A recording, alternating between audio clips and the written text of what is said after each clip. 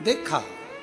माता लक्ष्मी जी से भगवान नारायण कह रहे हैं कि चंद्रवंश का ये राजा था भद्रशील। ये तुम्हें जो दिख रहा है छोटा सा बच्चा जो मिट्टी का शिवलिंग बनाकर मिट्टी डालकर खेल रहा है, ये पूर्व समय में चंद्रवंश का राजा था धर्मकीर्ति।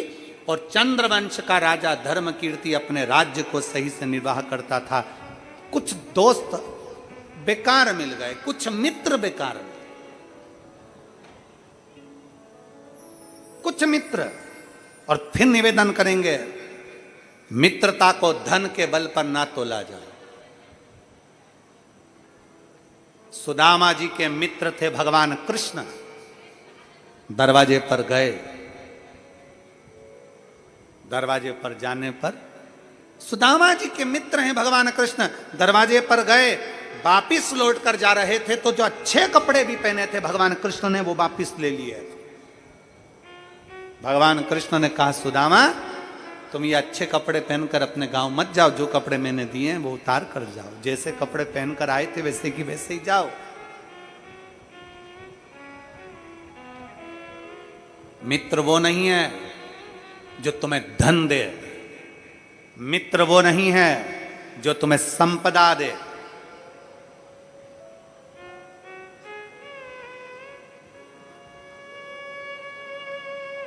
मित्र वो हो जो तुम्हें बल दे, शक्ति दे और तुम्हारे साथ कदम से कदम मिलाकर आगे चलता रहे, वो मित्रता।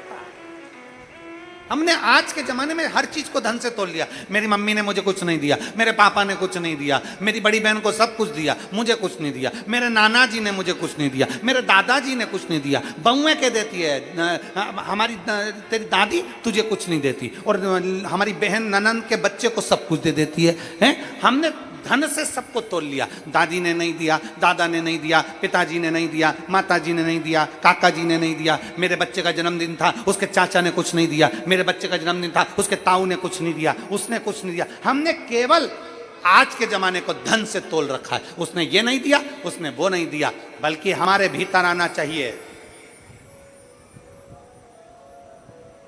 हमारे भीतर आना चाहिए।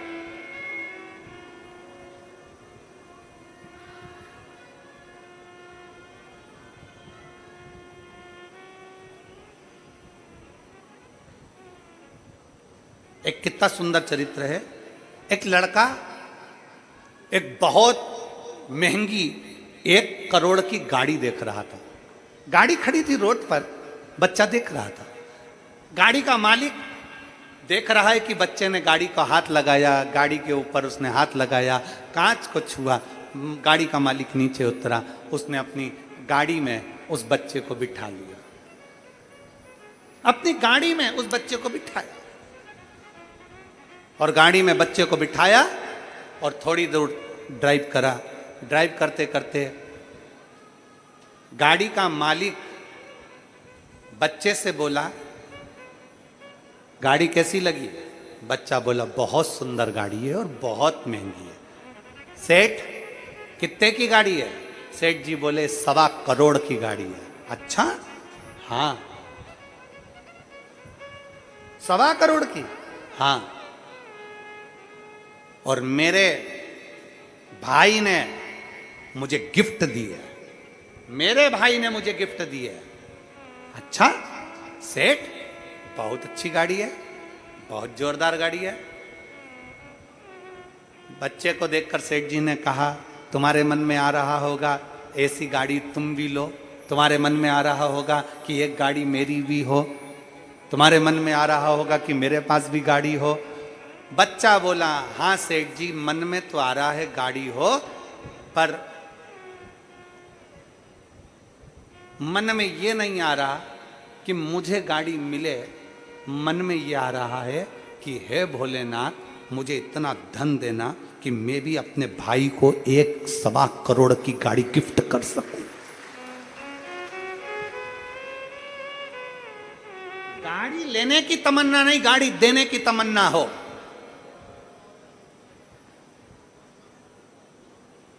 पाने की तमन्ना से ज्यादा समर्पण करने की तमन्ना हो तो श्रेष्ठता। मित्र मिले बेकार, अब वो मित्रों ने बर्बाद कर दिया। धर्म कीर्ति जो अच्छे मार्ग पर चल रहा था गलत मार्ग पर पहुंच गया, गलत मार्ग पर पहुंचा, मदिरा का नशा में लग गया, जुए के नशे में लग गया, धुत हो गया, गलत काम में लग गया, व्यसन में डूब गया, चारों तरफ हाहाकार मच गया। एक दिन अपने मित्रों के साथ वन में गया, वन में धर्म कीर्ति पहुंचा और वन में जाने पर जितने मित्र थे, वन में जाते जाते जाते जाते जंगल को देखकर मित्र तो भाग गए, केवल अकेला धर्म कीर्ति जंगल में पड़ा रहा।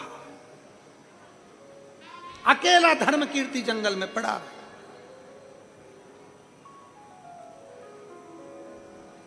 जब धर्म कीर्ति अकेला जंगल में पड़ा, भूख और प्यास भी लगने लगी। अब भटके कहां जाऊं, मुझे भूख लग रही है, मुझे प्यास लग रही है, मैं कहां जाऊं। भटकता भटकता भटकता भटकता मां नर्मदा के तट पर पहुंच गया, मां रेवा के तट पर पहुंच गया, मां नर्मदा जी के घाट पर पहुंच गया। व्यक्ति भटकता भटकता भटकता भटकता कभी ना कभी शिव के पास पहुंच ही जाता। नदी बहते बहते कभी ना कभी समुद्र के पास पहुंच ही जाती है। पहुंच गए। धर्म कीर्ति भटकता हुआ नर्मदा जी के तट पर पहुंच गया। भूख लग रही है, प्यास लग रही है, कोई नहीं नर्मदा के तट पर, कोई भी नहीं। पूर्व समय का कोई भान था, कहीं स्मरण था। धर्म कीर्ति ने नर्मदा की बालू रेत को, मिट्टी को उठाकर ढेरा बनाया। धर्म कीर्ति ने बालू रेत की मिट्टी का ढेरा बनाया। ऐसा कई लोग, आप लोग अगर रेत पर बैठते हो, बालू रेत पर बैठते हो, नदी के तट पर बैठते हो तो मिट्टी का ढेरा बनाने लगते हो। मिट्टी का ढेर बनाया। धर्म कीर्ति ने जब मिट्टी का ढेरा बनाया, मिट्टी का ढेरा बनाता, एक कंकर उठाकर नर्मदा जी की नदी में फेंक देता, फिर मिट्टी का ढेरा बनाता, एक कंकर उठाकर नदी के अंदर फेंक देता। बार बार कर रहा था, बार बार। प्यास लगी, नर्मदा का जल पी लिया। भूख लगी, भोजन नहीं था, तड़फने लगा। पूरा दिन निकल गया, पूरा दिन, पूरी रात्रि निकल गई। दूसरे दिन उसके प्राण छूट गए। भूख के कारण प्राण छूट गए। बिलकता हुआ प्राणों को त्याग दिया। मरने पर यमलोक गया। जैसे यमलोक के सामने से इसको पूछा गया, इसने गलत काम करा, मित्रों के साथ रहकर गलत संगत कर कर इसने गलत कार्य करा, इसलिए इसको नरक भेजा जाएगा। वहीं से भगवान शंकर के गण भृंगी निकल कर जा रहे थे। शिवगण भृंगी ने कहा, इसको नरक नहीं भेजना है, इसको तो स्वर्ग भेजना। नरक क्यों नहीं? ये नरक भेजने के लिए नहीं है। श्राद्ध पक्ष चल रहा था, पितृपक्ष चल रहा था, आश्विन मास चल रहा था। आश्विन मास की एकादशी का दिन था, इंद्रा एकादशी का दिन था, जिस दिन ये नर्मदा के तट पर मिट्टी का ढेला बनाकर, शिवलिंग बनाकर, उसमें से एक कंकर उठाकर नर्मदा नदी में फेंक रहा था। कंकर मत समझो, उसको पिंड समझो, मट्टी का ढेला मत समझो, उसे शिव समझो। इसने हरि और हर की आराधना करी है, इसलिए इसको हम नरक नहीं भेज सकते। भृंगी ने कहा, इसको वापिस जन्म दो, अब ये पृथ्वी पर जाकर हरि और हर की भक्ति करेगा और जीवन का कल्याण करेगा। भूलवश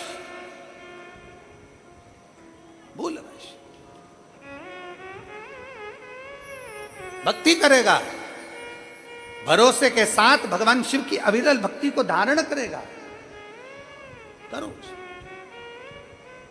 भगवान नारायण कहते हैं, भगवान नारायण कह रहे हैं कि इसी धर्म कीर्ति ने, इसी धर्म कीर्ति,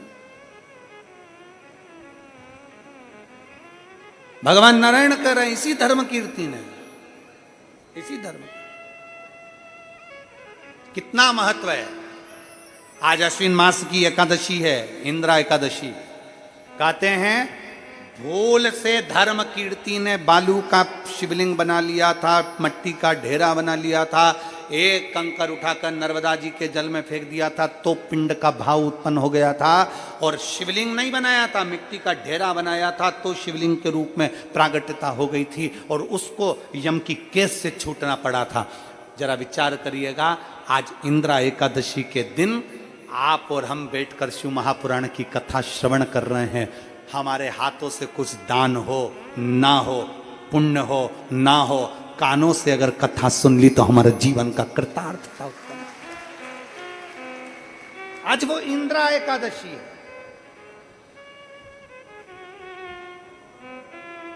भगवान नारायण मुस्कुरा रहे हैं लक्ष्मी को देखकर। लक्ष्मी से कहा ये भद्रशील, ये भद्रशील, ये भद्रशील।